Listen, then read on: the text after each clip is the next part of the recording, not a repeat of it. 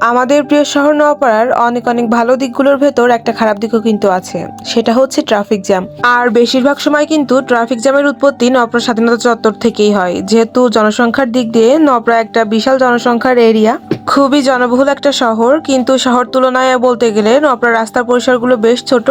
আর যেহেতু নওপাড়া স্বাধীনতা চত্বর খুবই ব্যস্ততম একটা এরিয়া বা ব্যস্ততম একটা মোড়, এখানে কিন্তু প্রতিদিনই টুকটাকভাবে ট্রাফিক জ্যামের সৃষ্টি হয়।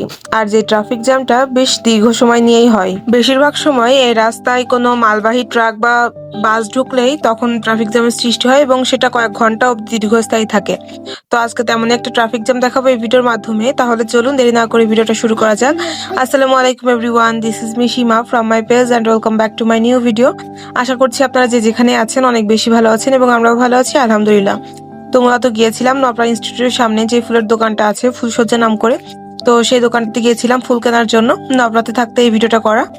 তো ফুল কিনে আনার পর যখন নবরা স্বাধীনতা চত্বরে আসলাম তখন দেখলাম যে প্রচুর পরিমাণে ট্রাফিক জ্যাম লেগেছে এবং আমি তখনই বুঝে গিয়েছিলাম যে আসলে বড় সাইজের কোনো গাড়ি এই রাস্তায় ঢুকেছে। এবং আমার ধারণাটা সত্যি হয়েছিল, কারণ বেশিরভাগ সময় এমনটাই ঘটে। তো এটা সকলেই জেনে থাকবেন, বিশেষ করে যারা নবরাবাসীরা আছেন। মূলত স্বাধীনতা চত্বরে ট্রাফিক জ্যামটা পার হয়ে একটু সামনে এগিয়েই দেখলাম যে বড় আকারে একটা মালবাহী ট্রাক ঢুকেছিল, তো সেজন্য জ্যামটা সৃষ্টি হয়েছিল।